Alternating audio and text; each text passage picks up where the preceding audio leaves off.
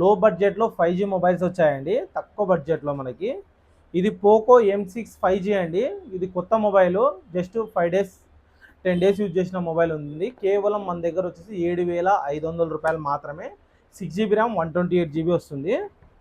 ఇది OnePlus Nord C2 Lite అండి. ఇది కూడా కండిషన్ అయితే ఎక్సలెంట్ కండిషన్లో ఉంది. వారంటీ అయితే కంప్లీట్ అయిపోయింది. 6GB ర్యామ్ 128GB, కేవలం 10,000 రూపాయలు మాత్రమే. తర్వాత మనకి రెడ్మీలో వచ్చేసి రెడ్మీ నోట్ 12 5G అండి.